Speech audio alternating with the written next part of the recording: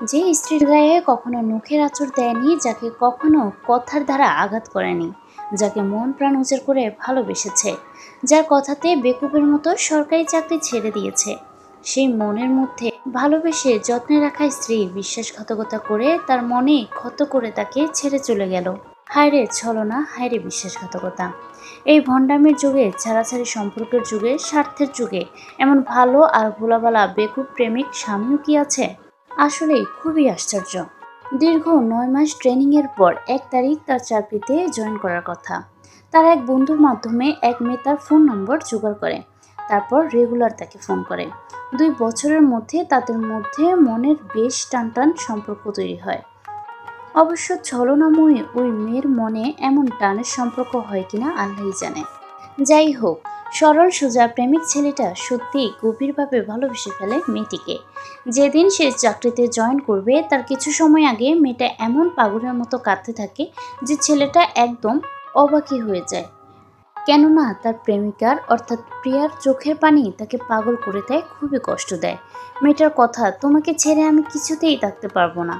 আর তাছাড়া তুমি ভালো চাকরি করলে তখন তুমি আমাকে আর পছন্দ করবে না, অন্য কোনো সুন্দরী মেয়েকে পছন্দ করবে।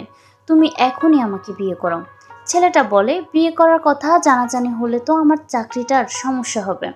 তখন মেয়েটি বিরামহীন কাঁদতে থাকে আর আবেগী ভাষায় বলতে থাকে, তুমি দরকার হয় রিক্সা চালিয়ে আয় করবে, তাও আমি সুখে থাকবো, কিন্তু তুমি ওখানে এত দূরে চাকরি করতে পারবে না, তাহলে আমাকে হারাবা ব্যাস।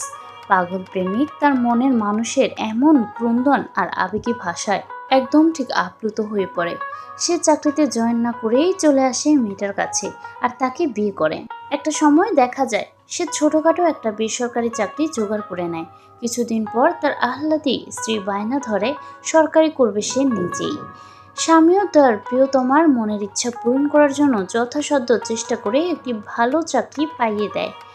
এখান থেকেই জীবনের গল্পটা অন্যদিকে মোড় নেয়। স্ত্রীর চাকরি পাওয়ার প্রায় ২.৫ মাসের মধ্যে স্বামীকে আর তার ভালো লাগে না। স্বামীর কোনো কিছুই তার ভালো লাগে না। একটা সময় সে বাপের বাড়ি গিয়ে থাকতে শুরু করে। হতভাগা প্রেমিক স্বামী তখন হতবিম্বল। কোনোভাবেই তার স্ত্রীর মনের আবহাওয়া চেঞ্জ হওয়ার রহস্য খুঁজে পায় না। এক সময় স্ত্রী তার থেকে মুক্ত হওয়ার জন্য কয়েকটা ভাড়া করা ছেলে দিয়ে তাকে প্রচণ্ড মাইর খাওয়ায়। স্ত্রীর সামনেই মেরে তাকে রক্তাক্ত করে ফেলে তারা। আর তখনই সামনে নির্বিকার দাঁড়িয়ে থাকে মির্জাফর স্ত্রী। হাত পা দিয়ে রক্ত বের হয়, তার মাথায় জখম হয়, কিন্তু তাতেও যেন তার যন্ত্রণা তেমন অনুভব হয় না। তার ভয়ঙ্কর জখম হয় কলিজায়, রক্তাক্ত হয় প্রেমিক মনটা। সে জানতে পারে না তার কি দোষ, কেন কোন অপরাধে তার স্ত্রী তাকে ছেড়ে দিতে চায়। যার জন্য সরকারি চাকরি, সুন্দর ভবিষ্যৎ সব ছেড়ে দিল, সেই কিনা আজ তাকে ছেড়ে দিতে চায়। তখন সত্যিই ডুকরে কেঁদে ওঠে তার মন। সে খুঁজতে থাকে তার ভুলটা কোথায়। সে তো কোনোদিন তার মনের মানুষকে আঘাত পর্যন্ত দেয়নি, তাহলে? চোখের পানি ফেলে এই উত্তরটা খুঁজে ফেলে সে। কথায় আছে, পুরুষ সফল হলে প্রথমে তার শখের নারীকে ছেড়ে দেয়, কিন্তু সেটা যেন বাস্তব রূপ দেয় বেশিরভাগ নারীরা। কেননা পুরুষের থেকেও যেন বেশিরভাগ শোনা যায় নারীরা ভালো চাকরি বাকরি করার পরই তাদের যেন আর সংসারে মনটা টিকে না।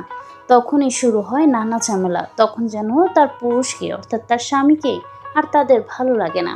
এইরকম স্ত্রী আল্লাহ কাউকেই না দিক, এটাই দোয়া থাকবে।